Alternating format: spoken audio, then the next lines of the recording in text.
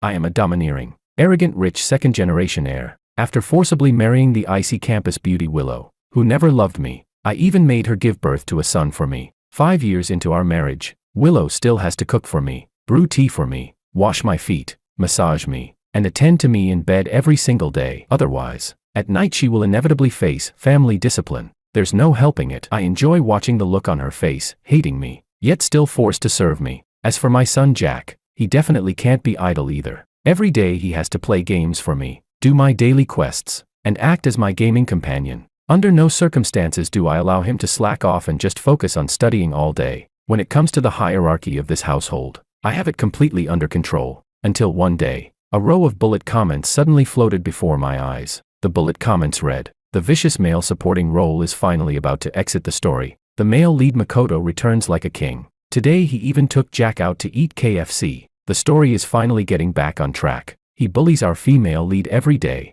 and he's always yelling at our Jack. Luckily, in the future the mother and son will kick him out of the house for the sake of the male lead. In the end, that playboy rich heir George will end up on the streets, get hit by a car, and become paralyzed from the waist down. Just imagining the male lead and the mother and son visiting the hospital together to mock the crippled him makes me feel so satisfied." When I saw this, rage instantly burned through my chest. Being cheated on would already be bad enough, but plotting to murder her own husband too.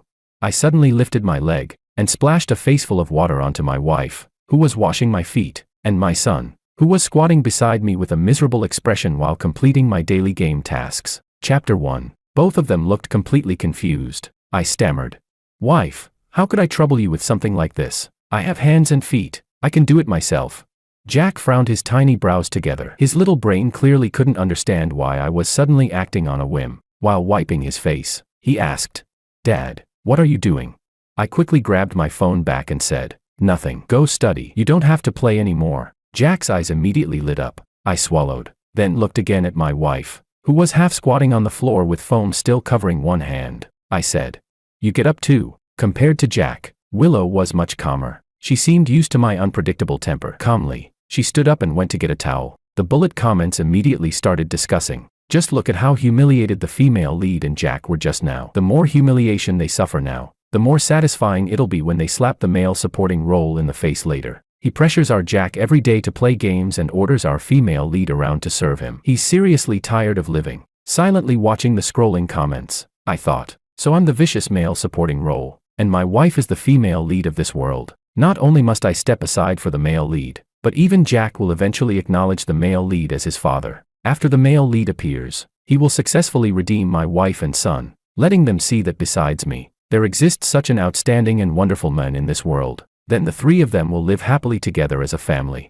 My fists clenched. Willow is one thing, after all. Our marriage was arranged, and there was never any emotional foundation between us. But Jack, I looked at my son standing obediently to the side. Although he's always neglecting proper things and obsessing over studying, he is still my biological son.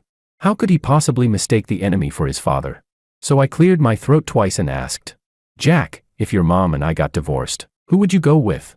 Jack froze for a moment, then his little brows knitted together again. He pressed his lips together and said coldly, "Dad, don't make meaningless assumptions." Speechless, I lifted my head and met Willow's indifferent gaze. Her eyes were like a pool of still, lifeless water. She walked over, crouched down, and said, "Don't talk about things like that in front of the child." Jack nodded, acting like a little adult. He turned and walked toward the door. "I'm going back to sleep." The bullet comments burst into mocking laughter. One comment read, "What is this male supporting role thinking? A mother and child are naturally close. Of course the kid will choose his mom. Asking pointless questions. If the kid actually told you the truth, you wouldn't like it anyway." Another said, "Willow can at least pretend a little. Jack practically has his disgust written all over his face." Another comment read, "His whole purpose is to recklessly dig his own grave until he's finally retaliated against, then lose his wife, lose his son, break his legs, and die miserably. That's the whole satisfying payoff of this kind of story." My heart suddenly skipped violently. Without another word, I grabbed the towel from Willow's hand. "I'll do it myself." Willow frowned slightly but didn't say anything in the end. Lying on the bed, I tried hard to digest the information the bullet comments had revealed. Suddenly, I sprang up, pulled off my pants, and stared at my own hairy legs. "So long, so warm. I absolutely refuse to let you abandon me." After thinking hard, I decided the first step was to change my attitude toward my wife and son. According to the bullet comments, I truly couldn't control the meeting between the male and female leads. Even if I stopped them once, they would meet again at the next corner. But if my son could see that I was a loving father, then perhaps when Willow and I divorced, he might choose to stay with me. Chapter 2. Thinking this, I looked up and saw Willow just coming out of the bathroom. The woman had only a thin bath towel wrapped around her body. Drops of water that hadn't been wiped dry slid slowly down her neck and disappeared into the curve of her cleavage. When she saw that I had already taken off my pants while sitting on the bed, the motion of her drying her hair paused for a moment, and her pupils instantly darkened. I was still racking my brain over how to be a good father. When I looked up again, Willow had already taken out the battle outfit I once bought for her from the wardrobe. She held the hollow-cut camisole in her left hand and pinched the purple lace in her right. The tips of her ears were slightly red. With a blank expression, she looked at me, as if asking for my opinion. The bullet comments floating before my eyes started screaming like crazy. Why did the screen go black? Is there something even my noble VIP membership isn't allowed to see? Male side character. I won't scold you anymore, just turn the camera back on so everyone can appreciate it together. Some fans of the original story were also cursing. I can't accept this. Even knowing how Jack was conceived, I still feel like the female lead was forced. Can't the male side character see that his wife always has a cold face every single time? More bullet comments followed. I think so too. The female lead clearly refused the first time, yet he keeps forcing her to wear it just to satisfy his weird fetish. Disgusting. It's fine. When I think about how his leg will soon be gone, I'm not that angry anymore. I took a deep breath, looking at Willow, who was about to change clothes. I suddenly grabbed the blanket, turned around, and covered myself. My voice was low. I'm not in the mood today. Let's sleep early. The moment those words were spoken, the air in the entire room seemed to freeze. The bullet comments erupted with excitement. Oh, changed your personality now? The female lead's expression doesn't look too good. What did the male side character do again? What else could it be? He tried forcing her to wear the battle outfit and got rejected. Look, her fingers holding that slip dress are turning white. I also noticed that Willow's expression looked terrible, especially after the words "not in the mood" came out, her face visibly darkened by more than a couple of shades. In the past, every time Willow changed into the battle outfit, she was reluctant, and I had to coax and trick her. But now, seeing the scrolling bullet comments, I didn't even dare breathe loudly. Willow said, "Got it." Just like the woman herself, Willow's voice was cool and distant. She casually tossed the clothes back into the wardrobe, lifted the blanket, and lay down beside me. I quietly pinched my own leg under the blanket and let out a long breath of relief. Luckily, I managed to save it. Love you, my dear old leg. See you tomorrow. Chapter 3. When I woke up the next day, daylight was already bright. As soon as I came out of the room, I saw two figures sitting in the living room, one big, one small. The moment I sat down, Willow stood up and went to the kitchen to get bread for me. Jack huffed and puffed as he carried the milk toward me. Climbing onto a stool, he was about to pour it for me. The bullet comments started complaining again. One comment cursed. The male side character really didn't die unjustly. What era is this? Still making women serve him, pure feudal leftover. Another comment agreed. Exactly. Why act like some big shot? He's even ordering Jack around. There are so many maids in the house, this is just making life harder for no reason. And he even calls it training the child to be observant. He's raising the little crown prince to knock on a cup and demand tea. Set down a bowl and immediately expect someone to refill it. If you didn't know better, you'd think someone was fighting him for the heir's position. I say he's deliberately tormenting the female lead and Jack to satisfy his twisted control freak tendencies. My eyebrow twitched violently, and I reached out to grab Jack's small arm. Jack looked up at me in confusion. He said, "This time I added 1.5 spoons of sugar." I took the milk from him and poured it into the cup myself, gulping down 2 mouthfuls. I said, "For something this small, I can do it myself. Hurry and eat your breakfast." Jack looked at me as if he couldn't understand why I had suddenly become so strange, but he still turned around and sat back in his seat. Willow came out of the kitchen and looked at me somewhat awkwardly. She said, "We're out of salad dressing. I've already asked the maid to buy some." I picked up the sandwich with one hand. In a calm tone, I said, "It's fine. I can eat it without salad dressing." The air instantly fell silent. Willow looked at her now empty palm, her brows tightly furrowed. My son said in shock, "Dad, you didn't even hit Mom." Wait, what the hell? Was I really that terrible before? The next second, the bullet comments answered for me. I'm dying laughing. Last time the sandwich didn't have salad dressing. The male side character carried the female lead back to the room and punished her with family discipline. Jack was terrified and even told his classmates that Dad hits Mom every day. I took a bite of the sandwich, too guilty to look at the bullet comments anymore. A small piece of lettuce slipped out and dropped straight onto my leg. Seeing the stain on my clothes, I instinctively frowned. A tissue gently covered my leg, and immediately afterward, a slender, pale hand appeared in my field of vision. At the moment the tissue covered it, my pupils suddenly shrank. It was as if I saw my legs turn invisible and transparent, then grow wings and say goodbye to me. With lightning speed, I shook the lettuce off, then turned my head and met Willow's cool eyes. I said, "For small things like this, I can handle it myself." I forced a smile, then turned to my son and said, "Jack, you don't need to serve me tea or pour drinks for me anymore. I was just joking with you before. Didn't you understand? You're the crown prince of the Wang family. Why would you need to watch other people's expressions?" Jack's brows knitted tightly together, and his voice turned cold. "Dad, have you got something wrong with you?" I choked for a moment and replied speechlessly, "That's called being sick. This kid. I treat him well and he says there's something wrong with me." The whole meal felt awkward and uncomfortable, and the atmosphere was extremely strange. Chapter 4. Jack looked up at me several times, his little brows furrowing deeper each time. Willow's gaze seemed to drift over me from time to time, then slowly move away again. Only after Willow left the house with Jack did I throw myself heavily onto the sofa. Looking at the enormous wedding photo hanging right in the center of the wall, I rubbed my temples. Actually, I had secretly had a crush on Willow even before our marriage alliance, but she was like an iceberg. Many pursuers had crashed against her and failed. I was no exception. I had never chased anyone before, let alone someone as hard to approach as an iceberg like her. But my luck was unbelievably good. Just when I was completely at a loss, the marriage alliance between our two families tied us together. I still remember how I couldn't suppress my excitement when we had just gotten married. That day I prepared a surprise for her in the study, but I accidentally overheard a conversation between her and her best friend. Her friend complained, "George is a notorious playboy in our circle. You've really drawn the short straw." Willow's voice was faint and calm. I heard her say, "We're both getting what we need. Isn't that what a marriage alliance is?"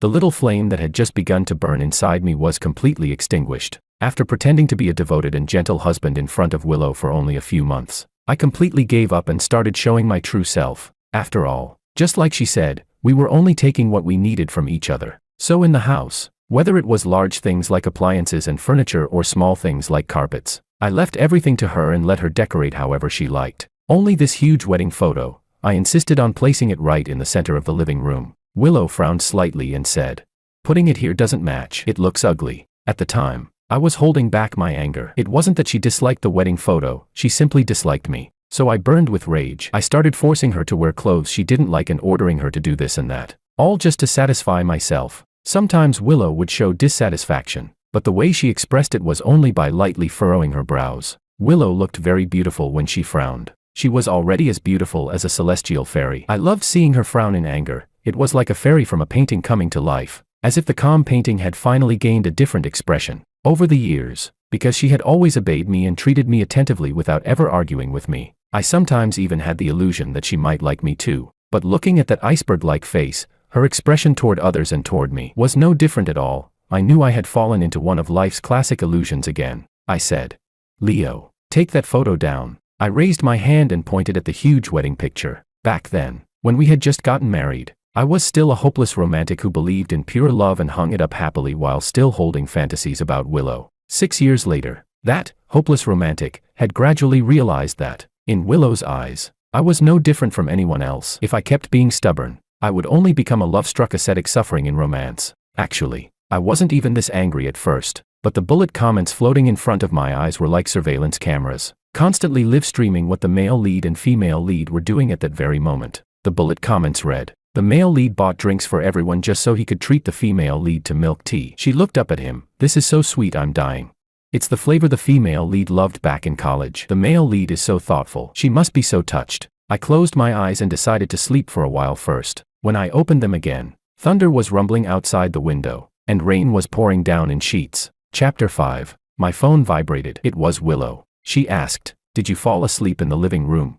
Her voice was cool and distant. I answered with a quiet After 2 seconds of hesitation, she continued, "I have to work overtime today. If it gets too late, I won't go back tonight." "You put Jack to bed." Jack was most afraid of thunder. Whenever it stormed like this, he would insist on sleeping with Willow. Before I could say anything, the bullet comments in front of my eyes began to scroll rapidly. One comment said, "The female lead really is working overtime, but our male lead is also at the company. On a rainy day there are only a few NPCs left in the office along with the male and female leads. Just thinking about it feels so romantic." Another wrote, I love couples like this, both strong. The male lead works hard and is ambitious. And the female lead is also a career-driven powerhouse. Unlike George, that useless rich second-generation guy who barely even goes to the company. Someone else commented, "Ah girl, I totally relate. My ex-boyfriend was also a rich second-generation guy. All he did all day was play video games and loaf around. No ambition at all. Never thinking about improving himself. He spent money recklessly, over $1 million a year. I told him to start a business but he wouldn't listen. Just seeing him made me angry, so I already broke up with him." Being called useless, I let out a long breath. I said, "All right then, just make sure you..." Before I finished speaking, I looked up and saw Jack standing not far away. His little face was stiff as he stood at the doorway. I had no idea how much of the conversation he had overheard. When I raised my head, the camera in front of my eyes shifted slightly for 2 seconds. My son said nothing, quietly taking off his backpack. He turned and walked into the room. Willow, however, spoke again. She said, "The wall behind you." I turned my head to look. While I had been sleeping, the wedding photo had already been taken down. She asked, "Where's the photo?"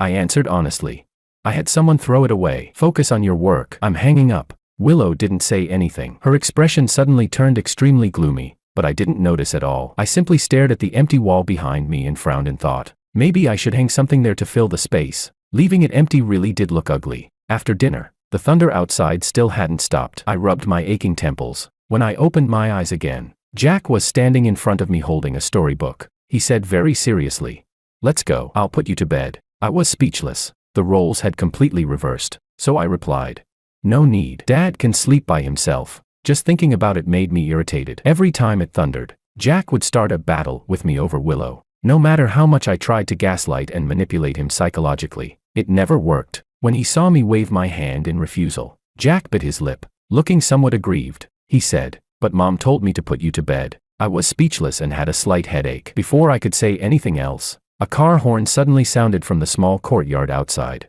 I froze. The bullet comments froze too. One comment appeared. "Why did the female lead come back? What about the male lead then?" Chapter 6. Jack hugged the storybook like he had just seen a savior. He ran over impatiently, grabbed his mother's hand, and complained with a serious face. He said, "Dad won't let me keep him company." Willow nodded. Even when facing her son, her expression didn't improve much. The screen full of question marks from the bullet comments left me confused as well. I asked, "Why did you come back?" Willow didn't answer. She lifted her eyes toward the empty wall behind me, and her gaze darkened a little more. I scratched my head and said, "Didn't you say it looked ugly? So I took it down." Her stare made my scalp prickle, and I explained awkwardly. But the bullet comments sensed something strange. Someone commented, "Does the female lead really only feel disgust toward the male side character like the original novel says? Why does this feel a little off?" Another comment replied, "Of course she does. Didn't you see how dark her face looks? She must have realized he refused to keep their son company and rushed back because she was worried he might bully Jack. Yeah, she definitely looks impatient." Willow patted Jack on the head and said, "Go back to your room first. I'll come over in a moment." Jack blinked and shifted his gaze to me. He asked, "Do you still want me to help you rank up today?" I waved my hands in panic. No. Jack pouted, and there seemed to be a glimmer of tears in his eyes, but he quickly put on a straight face again and asked unwillingly, "Then we're not running dungeon raids together either?" I nodded frantically. Jack puffed out his cheeks and turned around, walking back to his room. Willow raised her hand and untied the hair tie from her hair. A heavy gloom lingered between her brows. She asked, "Have you been in a bad mood lately?" I looked completely confused. I said, "No, I've been in a pretty good mood lately." The air fell silent for 2 seconds. She took a deep breath and nodded. Rain pattered outside the window while the bullet comments continued to scroll before my eyes. One comment said, "The female lead just left the male lead and went home like that. How is the plot supposed to continue now?" Another replied, "Don't worry. Even if they're not together physically, the bond between the male and female leads won't disappear. The red thread tying them together is stronger than steel." Almost immediately after that comment finished scrolling, Willow's phone on the bedside table rang. Hearing the sound of running water from the bathroom, I picked up her phone and called out, "Your phone." Chapter 7. The bullet comments were delighted. One comment said, "What did I tell you? The male lead is calling now, right? The male side character isn't actually going to answer it, is he? He has no respect for women's privacy at all. So low class." Another comment added, "Don't worry. Even if he answers it, It'll only make the female lead hate him more. It's not like he hasn't done it before. In the original story, he once secretly answered the call and even cursed at the male lead. The female lead snatched the phone back and shoved him so hard he fell flat on his face. It was so embarrassing. At the same time, Willow's voice came from the bathroom. She said, "Answer it for me and ask what it's about." I tossed the phone back onto the bedside table like it was a hot potato. I said, "You should come out and answer it yourself." The sound of running water in the bathroom stopped abruptly. A moment later, Willow walked out wrapped in a bath towel. First, she fixed a heavy gaze on me. Then she lowered her head and picked up the phone beside her. The moment the call connected, a cheerful male voice sounded from the other end. The caller said, "Willow, you finally answered. Did you look at the 2 proposals I sent you earlier?" In the quiet room, the man's voice from the phone sounded especially clear. Willow didn't speak. Her gaze rested on my face as if she were waiting for something. I felt awkward too. Why was his voice so loud? The bullet comments were thrilled. Someone commented, "Is the male side character about to lose his mind again?" In the past, every time the female lead received a call from another man, he would explode with rage. Once he even tore her fleece jacket apart with his hands. And then the screen went black. Another comment said, "Classic abusive husband behavior. But it's fine. Every time he loses control, the female lead hates him a little more. It just makes our warm and gentle male lead look even better. And when his leg gets broken later, people will feel even less sympathy for him." Just seeing the words "broken leg" triggered me. I couldn't hold it in and started coughing violently. While coughing, I stood up and walked toward the bathroom. Cough, going to shower. My arm was suddenly grabbed. Willow took a deep breath, as if desperately suppressing something. Then she hung up the phone with a cold expression. She said, "It's after work hours. We'll talk tomorrow." Then she looked up at me. She said, "A man called me privately. Aren't you angry?" The room fell silent. Willow stared at me for a long time before finally letting go of my arm. That night, the sound of movement beside me tossing and turning continued until the middle of the night. The bullet comments kept popping up before my eyes. One comment said, "The female lead must regret it. Look, she almost looks like she's about to cry. She must regret not staying at the company to work overtime with the male lead and instead coming home to sleep beside this disgusting male side character." Another comment said, "I actually feel a little sorry for the male side character, sleeping in the same bed but dreaming different dreams. And he's still clueless like an idiot." Being described as an idiot left me speechless. I clenched my fists. "It's fine. I'll endure it. As long as my son agrees to leave with me, I'll immediately ask Willow for a divorce and wish her a lifetime of happiness." Chapter 8. I slept through the night without any dreams. When I woke up the next morning, Willow had already left. As I walked into the living room, my son was sitting at the dining table. When he saw me come over, he stared straight at me. I walked up and patted his head. Jack's small body stiffened, and then the tips of his ears slowly turned red. His neck subtly shrank back, the intention to avoid me obvious. My hand froze awkwardly in midair. The bullet comments mocked me. Can't he tell people dislike him? I almost wish I could live my whole life as clueless as the male side character. When will he realize he's just a male side character? Lately he's been trying so obviously to please them, and neither the mother nor the son pays him any attention. Another comment said, "Jack is just like his mom, totally double standard. He won't even let the male side character touch him. But the candy the male lead gave him yesterday is hidden under his pillow like treasure. He won't even eat it." My pupils shrank suddenly. Compared with the fact that Willow would eventually fall in love with someone else, this sentence hurt 100 times more. I often pressured my son to play games with me, but wasn't that for his own good? At such a young age he had already developed the bad habit of staying up late secretly reading and studying. If he kept that up when he started elementary school, what would happen then? I just wanted him to relax a little and play games. Yet it was treated as if I were harming him. And now, the bullet comments were telling me that no matter how hard I tried, my son would still like someone else more because of the story's plot. Unwilling to give up, I pulled a chair over and sat beside him. Jack glanced at me, then shifted his little bottom on the stool, moving a little farther away. My heart went cold, but I still forced a smile. "Kiddo, today let's rank up." Before I could finish, Jack lowered his head and took a sip of milk. Interrupting me, he said, "Dad, why are you calling me that? It's so cheesy. Just call me Jack." His voice was soft and childish, but his words were stiff. His head remained lowered, the tips of his ears red. The bullet comments were dying with laughter. Jack is already so annoyed with him. He has zero self-awareness. Jack is holding his breath so hard his face turned red.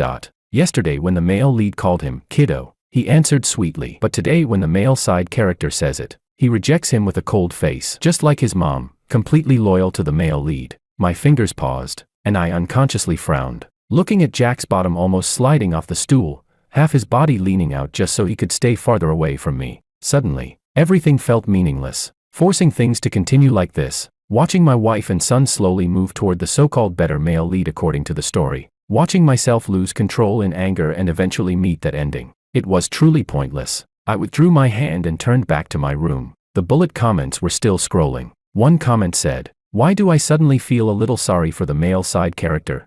I agree. Don't be a saint. It's his fault for not being the male lead. After Jack left, I entered his room. Seeing the candy hidden under the pillow, it felt as if my insides were being crushed. The power of the plot was truly terrifying. The anger inside me kept rising uncontrollably. I hadn't even met the so-called male lead yet, and I was already thinking of 100 ways to ruin him. I sat in my son's room for 10 minutes before finally standing up. Who was I?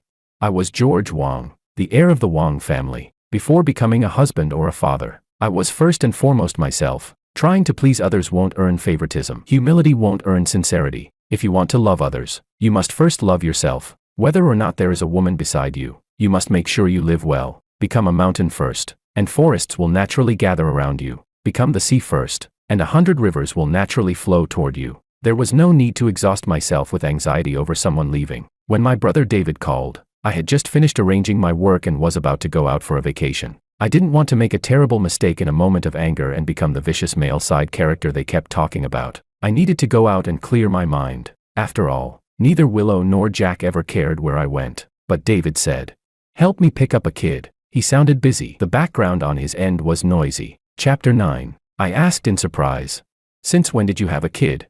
David clicked his tongue and said, "My cousins. I told you about it before. That guy treated her like trash and dumped her. She's been raising the child alone, which hasn't been easy. Recently she went abroad and left the kid with me, but I'm too busy to handle it." He continued, "Didn't you say your son is extremely withdrawn? Doesn't have many friends in kindergarten. My little niece is super sweet and really perceptive. Take her home and let her play with Jack for a couple of days." Before I could refuse, he sent me the address and hung up. I suddenly had a headache. This kindergarten seemed to be the same one Jack attended, but I had only gone there once. At that time, Jack had said coldly to me, "It's fine if mom picks me up. Whether you come or not doesn't matter." Seeing the obvious dislike on his face, I never went again. David wasn't exaggerating. His little niece really did have a sweet mouth. She hugged my arm and kept calling me uncle, and even insisted on sharing the candy she had received as a kindergarten reward with me. I couldn't help sighing. If not for Willow's influence and upbringing, maybe my son would have been this close to me too. But when I looked up, I noticed a somewhat familiar figure standing not far away. "Mom."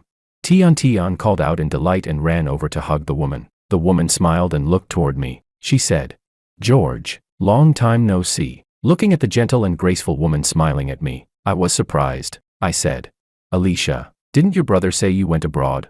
It had been so long that I almost didn't recognize her. Compared with the little girl who used to follow David and me around calling us Big Brother, she had changed quite a bit. She said, "Yeah, I just got back." Since the child's mother had come to pick her up, I planned to leave, but Tian hugged my arm and kept shaking it. She said, "Uncle, stay with me a little longer." Faced with such a well-behaved and sweet child, I couldn't bring myself to refuse. Tian said she wanted fried chicken, so we found a nearby shop. What I didn't expect was to run into Jack there. He was being led by a tall, thin man. The man said cheerfully, "Jack, what do you want to eat today?" "Uncle's treating."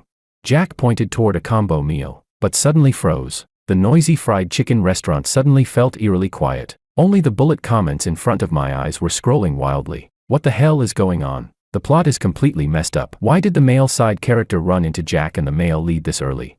Is the male side character going to lose his mind and hit Jack right here? "Look, Jack is so scared he stopped smiling." Another comment said, "But this scene is actually kind of satisfying." The male side character and the woman beside him look pretty compatible, and the little kid they're holding is well behaved too. At first glance it looks like they're a family of 3. Someone tugged my arm. Tian spoke softly.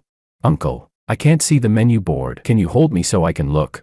Jack stood not far away. The bright smile on his face from earlier had completely disappeared. He looked at me quietly. His cold gaze made my heart sink. It was a bit tragic when I thought about it. Since he turned 3, Jack had never been this distant with me. Once when I returned home from a business trip, I saw Jack playing a game with Willow. Instinctively, I tried to join them, but the moment I got close, he looked at me with disgust and told me to go away, saying my beard scratched him. Only when I took out a toy did he reluctantly give me a quick kiss. At the time I told myself he was just a child. There was no need to take it too seriously. One day he would understand how much I loved him, but now it seemed A bullet comment appeared. Jack looks at him like he's looking at an enemy LOL. Kids really can't hide their emotions at all.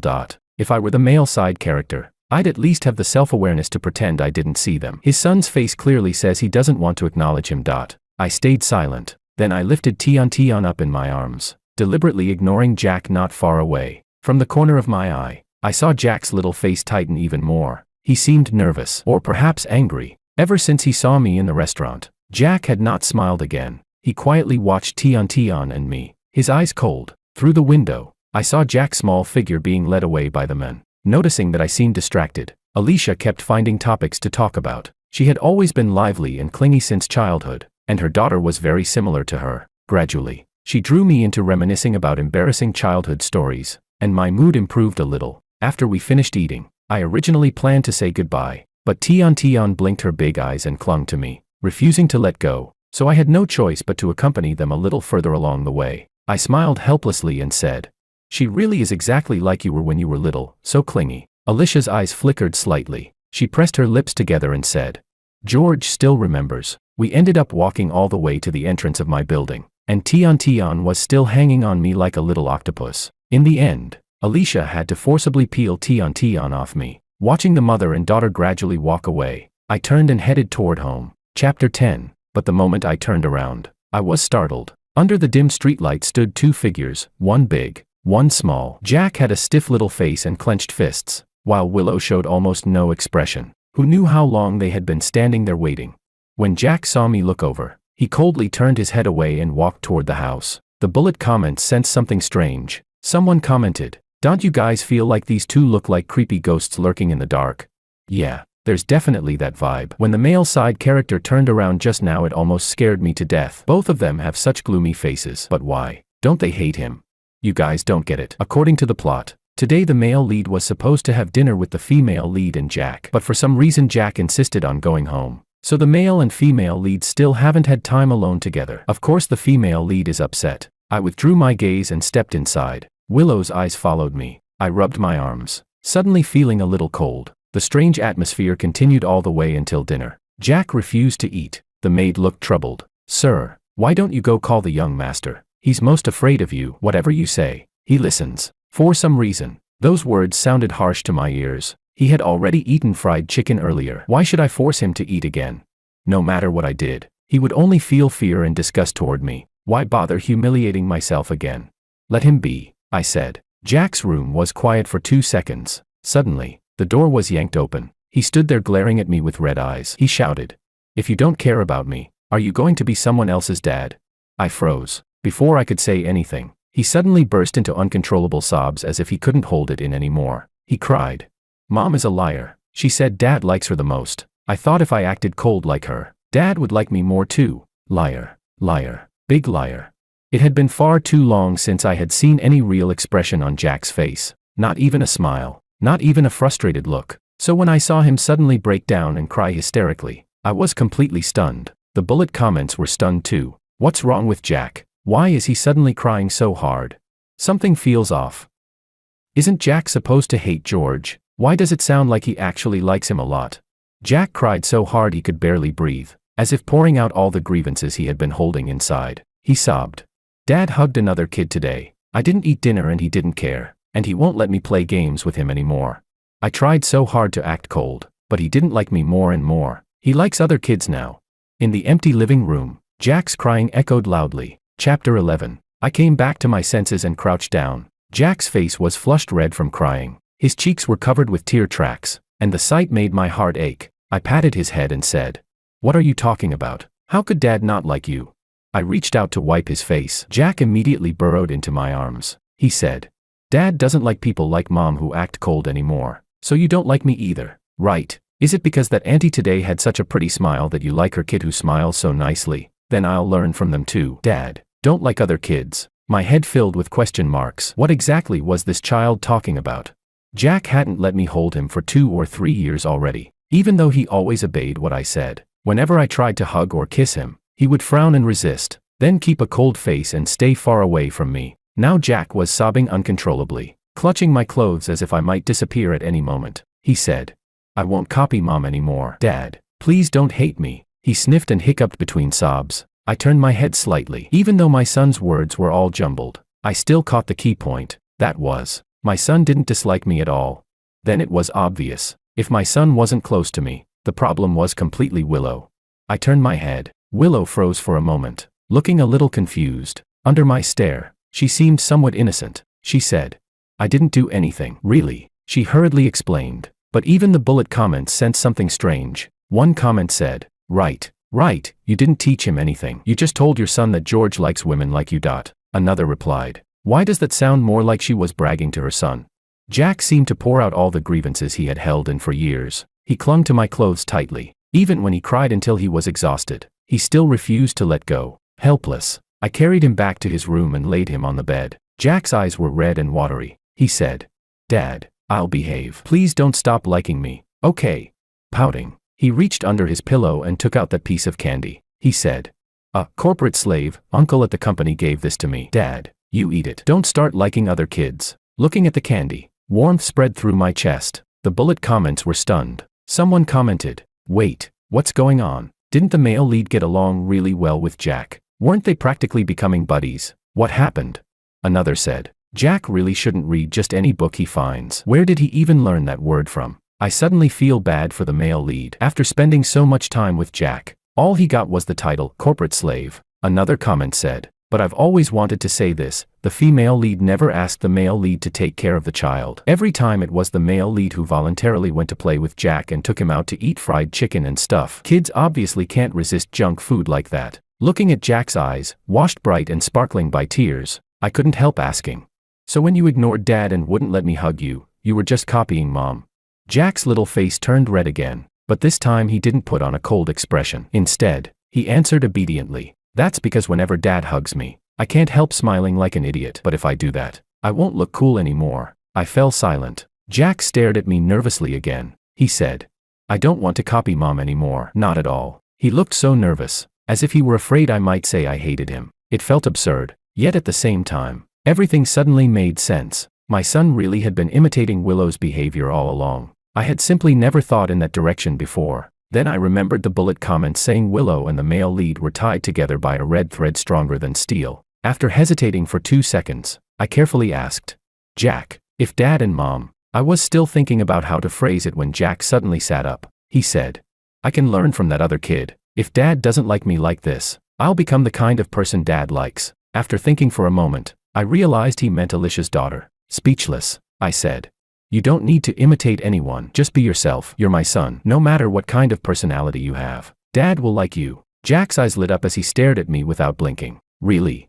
"Of course," I replied. The bullet comments were speechless. One comment said, "The plot is completely off track now. Why doesn't Jack hate the male side character? He seems to like him a lot instead." Another comment replied, "Well, what did you expect? Kids aren't stupid. Who would randomly want to accept some uncle who suddenly appears as their dad? It's not like he doesn't already have a father." Another said, "Actually, the male side character has always treated the kid pretty well. You can tell he really loves him." I stood up and sighed as I looked at Jack, who had cried himself to sleep. When I turned around, my eyes met Willow's as she stood at the doorway. Chapter 12. She frowned slightly, that pretty face full of conflict. As soon as we came out of our son's bedroom, Willow spoke. "I didn't teach him anything strange. I thought that was just his personality." I nodded. After hesitating for a few seconds, I said, "I know your personality is naturally cold and distant. The child was just imitating you without realizing it. But these past few years, I've really been tired." Willow pressed her lips together. I continued, "Anyway, we don't really have feelings for each other. Maybe we should just get a divorce. I can change too." We spoke at the same time. The air fell completely silent. Willow's expression turned terrible. She stared at me as if she couldn't believe what she had heard. "What did you say?" she asked. I was also irritated. Those bullet comments had been tormenting me these past few days. I was almost going crazy from them. What my son said made me realize something. Willow knew I liked her. Yet after marriage she had remained just as cold. I used to think that was simply her personality. After all, we were already married through an alliance and had a child. And I did genuinely like her. I thought life could continue like that. But the bullet comments and the appearance of the male lead made me realize something else. Even someone as cold and distant as Willow would eventually lose control and go crazy because she fell in love with the male lead. Willow's pupils suddenly tightened. She stared at me for several seconds and repeated hoarsely, "I can change too." I frowned slightly. Our son was still young, so his behavior came from imitation. But Willow was different. A person's natural personality was very difficult to change. Still, seeing her pale face, I ultimately said nothing. When I came out of the bathroom, the bullet comments were already going insane. Damn it, why did the screen go black again? I hate that I'm reading this novel on a legitimate platform. Another comment said, male side character, I won't scold you anymore, just describe what your wife is wearing right now and share it with everyone. Hurry. I remained silent and looked toward Willow on the bed. Her face still had that iceberg-like calmness, but a blush had spread from the tips of her ears all the way down to her neck. In the past, I did enjoy forcing Willow to play certain role-playing scenarios, doctor and nurse, master and maid, things like that. Watching a cold, untouchable beauty fall from her pedestal, no one could resist that. But this was the first time she had taken the initiative. Seeing the marks on her wrists where the chains had rubbed the skin red, I stepped forward. Did you tie them yourself? I asked. Perhaps because it was her first time doing something like this. Willow's face flushed even deeper with embarrassment. Her voice trembled. Yes. Didn't you say last time you liked it like this? After a pause, she pressed her lips together and said softly, no divorce. I frowned. Willow seemed anxious. No divorce, she repeated stubbornly. Before I could respond, the bullet comments were already scrolling wildly. One comment said, what did he say? Tied what? What are you two doing? Let me see. Another said, wow. The male side character and the female lead are into something pretty intense privately. What expression does the female lead have right now? She must feel humiliated. Humiliated. I quietly looked at Willow. She leaned against the bed, perhaps because her movements were restricted, or because the restraints were too tight. Her brows were slightly furrowed. The fabric she wore was extremely light and revealing, and the curves of her figure were impossible to ignore. A friend once said Willow was the only woman in our social circle who could enchant people without using any tricks at all, but now, she had chosen to use one. I swallowed. The bullet comments seemed to blur automatically as my hand brushed across Willow's thigh. The moment the woman let out a soft gasp, a chain of red exclamation marks exploded before my eyes, nearly giving me a heart attack. The bullet comments went crazy. It's wrong for the male side character to touch the female lead. She belongs to the male lead. The ending is already decided. How could it possibly change? However, the male side character humiliates her now. The plot will later punish him the same way. Right now it's the female lead who's tied up, later it'll be his own legs. My hand jerked back instantly. Willow bit her lower lip. Her eyes were hazy, as if asking why I had stopped. Beauty is a blade. Temptation leads to disaster. I was about to divorce her, and now she was seducing me. I covered my eyes, refusing to look at Willow's body, and refusing to look at those flashing red warning marks. The air felt frozen. After some rustling sounds, Willow's voice came quietly. Go to sleep. I lowered my hand and looked at the woman who had already turned her back to me. One bullet comment said, did the female lead just cry? Another replied, maybe it hurt. The male side character didn't even help untie her dot. Another comment said, I feel like things aren't that simple. I slept without dreams. The next morning, the moment I opened my eyes, a child's face was suddenly magnified in front of me. I jumped in fright. Jack was smiling brightly. His eyes curved into crescents. Good morning, Dad, he said. Then he grabbed my head and planted a loud kiss on my cheek. I sat there completely stunned. The bullet comments started buzzing again. Oh my God, the cold and cute rival has arrived, pure cuteness. How did the female lead give birth to such an adorable son? First thing in the morning and I already want to become a mom. Jack climbed onto the bed and even stepped on Willow, who had just woken up. Dad, hurry up and get up for breakfast, he shouted. Chapter 13. I began to doubt myself. When I lowered my head, I met Willow's gaze. There was a hint of gloom between her brows as she stared at our son with a dissatisfied look. Jack, however, seemed not to notice at all. He said, Dad, I learned from the maid how to make a fried egg this morning. Do you want to try it? I made it especially for you. I rubbed his head and lifted him down from the bed. The bullet comments were still jumping across my vision. Ha ha ha, I'm dying. Look at the female lead's resentful eyes. Early in the morning her husband got stolen away. Who can she complain to? Another comment wrote, the female lead belongs to the male lead. The female lead belongs to the male lead.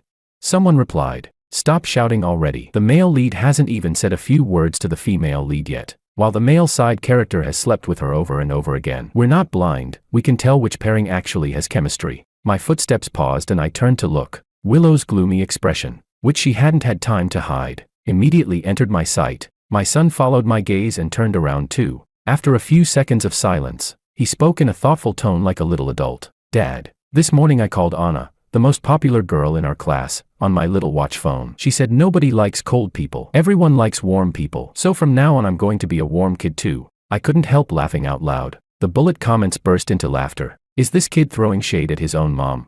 Jack's inner thoughts, this mom is impossible to carry. This was the liveliest breakfast Willow and I had shared in 6 or 7 years of marriage. Jack seemed determined to make up for all the words he hadn't spoken during those years. He poured coffee for me and ran back and forth from the kitchen bringing out the fried egg he had made. I had just finished eating when Jack ran over again. Dad must be tired. Right. I'll massage your shoulders and legs. Willow, sitting across from us, looked completely speechless. Chapter 14. The bullet comments erupted in laughter again. The kid has completely let himself go. When his dad used to order him around he kept a cold face. Turns out he secretly enjoyed it.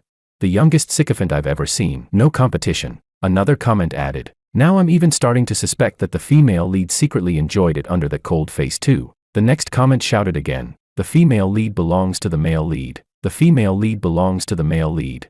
Someone replied. Judging from that comment, I feel like you're already crying in desperation. Today was the weekend. We didn't have to work, and Jack didn't have school either. The little guy became like a tail attached to me, running around behind me all day calling Dad, Dad. Willow didn't say anything the whole time. She just quietly watched us. Until lunchtime, when Willow suddenly disappeared. Jack enthusiastically poured tea and served water for me, not caring at all where his mother had gone. The bullet comments, however, were broadcasting everything in real time. Where did the female lead go? Aren't all her clothes custom made? Why is she going to a women's clothing store?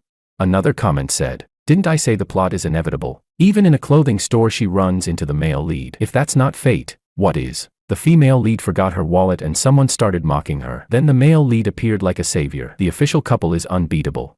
My hand paused while picking up food. For some reason, my heartbeat suddenly sped up. It felt like I was expecting something, or perhaps worrying. The bullet comments kept scrolling. The person above must be delusional. The female lead isn't without a phone. Why would she need someone else to pay for her?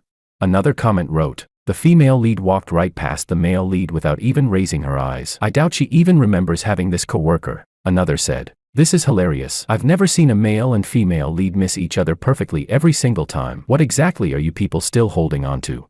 While I was still lost in thought, Jack served me another bowl of rice and asked with wide round eyes, Dad, why did you stop eating? Is today's food not tasty? Seeing the bullet comments say Willow was already on her way back, I snapped out of it. Honestly, no matter how good the food was, I couldn't eat 5 bowls. Jack watched me take another bite with satisfaction and smiled. Dad, if you don't like Mom's cold face, you can change to another mom. When you were with that auntie last time. Dad smiled very happily. I nearly choked. Jack's words suddenly stopped. He glanced nervously toward the door and shut his mouth. I turned my head. Willow stood at the entrance holding 2 shopping bags. The bullet comments exploded again. The female lead comes home only to find her son digging a hole for her dot. I'm dying. Look at her expression. If Jack weren't her own child she'd probably hang him up and beat him by now. Another comment replied. You think being her own child means he won't get hung up and beaten?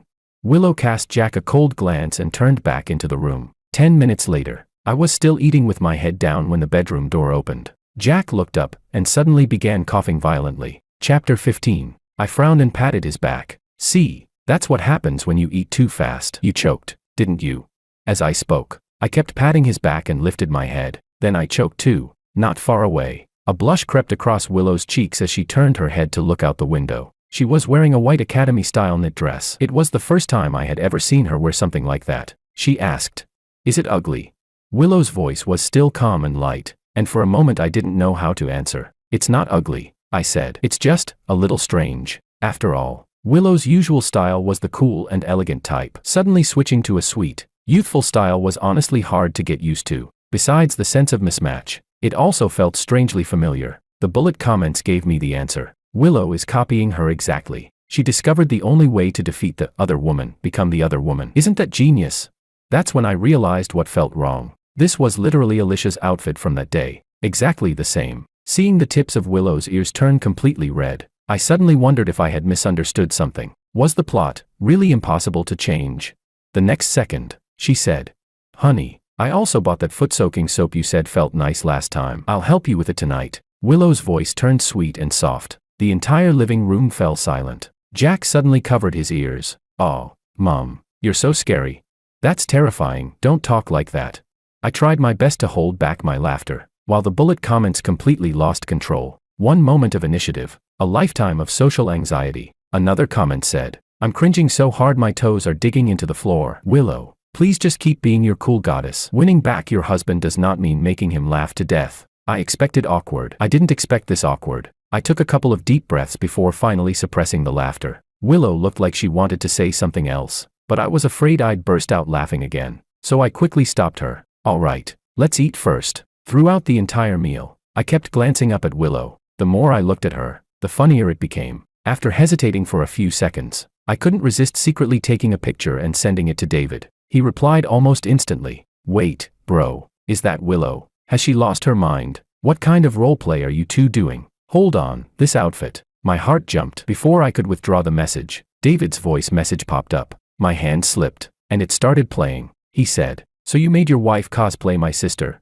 Look at this mess. Why didn't you just say earlier that you liked my sister? She's had a crush on you for years. I immediately covered my son's ears. Jack hadn't heard it, but the blush on Willow's face disappeared completely. I felt awkward and wanted to say something, but after seeing Willow's expression, I said nothing. That night, Willow brought in the foot-soaking water while still wearing that dress. I wanted to remind her to change clothes, but I didn't know how to say it. Until I finished showering and lay down on the bed. Our son had already gone back to his room. Willow came out of the bathroom, and I finally couldn't hold it in anymore. Why are you still wearing that outfit?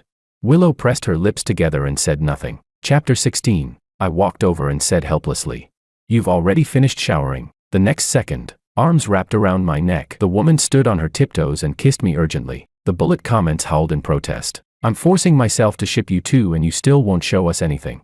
This time there were no warnings about my legs being broken in the future. The entire screen was just people begging for a live broadcast. As the moment deepened, I held the back of her head and deepened the kiss. She paused for a second, her eyes slowly turning moist, and her movements became even more proactive. When we came out of the bathroom again, I was already exhausted. Yet Willow was sitting on the edge of the bed without moving. She was still wearing that dress. I frowned. Seriously, we're about to sleep and you're still not changing. The bullet comments scrolled rapidly. Your wife is crying. Little pearls are dropping. I froze. I lifted Willow's face, and sure enough, her eyes were red and shining with tears. I swallowed. Good grief, why did Willow look so? What's wrong with you? I asked. The bullet comments began debating. Is the male side character made of wood or something? Why keep asking? Just kiss her until she faints so she stops crying. You wouldn't show us anything earlier, and now you want advice on how to comfort your wife? What else could it be? She probably thinks you'll only sleep with her if she dresses like that woman. So of course she feels miserable. I paused, then couldn't help laughing a little. Willow spoke in a hoarse voice. You like her that much? So much that you'll only touch me if I dress like this? George, you're such a two-timing jerk. I choked on my words. Willow's tears fell even harder. When you liked me, you made me wear all those outfits and I agreed. But when you stopped liking me, you wouldn't even touch me. I tried so hard to seduce you and you still didn't react. I noticed it long ago. You won't let me massage your legs anymore. And you're not interested in my body either. You used to like it so much. I had to dress like her before you'd touch me. How could you? She took a deep breath. Can we not divorce? Okay, I can change just like Jack if you like it. I can wear these things for you. I can learn from that woman. Just don't go looking for her. I can do it better. The bullet comments filled with ellipses. I can't watch this. Have some dignity, please. If dignity means losing your husband, then yeah, forget dignity. He's already asking for a divorce. After 2 seconds of silence, I decided to tell her the truth. I don't dislike you, and I haven't fallen for someone else. It's just because. I opened my mouth, but realized I couldn't say a single word about the plot. My eyes widened. What the hell? There's even a censorship system. I tried again. My mouth moved, but no words came out. Willow stared at me closely. Honey, you look so silly. Your mouth keeps opening and closing like a catfish. I was speechless. The bullet comments were speechless. I stared at the ceiling helplessly and finally decided to give up. Willow sighed as if resigning herself, then leaned forward and kissed me again. Whatever the reason, she said softly, as long as you stay by my side. When I came out of the bathroom again, I was completely drained. Willow wrapped her arm around mine. Honey, a lot of girls at my company receive flowers from their boyfriends. I lazily responded. Her cool voice sounded again. My assistant's husband brings her lunch every day. I answered with another sleepy already drifting towards sleep. Chapter 17. Willow fell silent. The bullet comments burst into laughter. One comment said, Willow still can't bring herself to say it directly. She's so awkward. Why not just tell your husband to come to the company and make your relationship official? Another comment replied, but if that happens, won't the male lead and the male side character finally meet? Oh wow. If you hadn't said that, I would have forgotten the male side character even existed. My eyes widened suddenly. Lust really is a blade over one's head. How did I forget I was the male side character? After 2 seconds of rapid thinking, I turned my head and said, flowers are easy. The problem is I don't know how to cook. Willow's eyes lit up. I do. You only need to deliver it. I was speechless. The next day, I put on the domineering CEO suit I hadn't worn in ages. Carrying a lunchbox and holding a bouquet of flowers, I headed straight to Willow's company. The bullet comments were lively again. Love triangle showdown.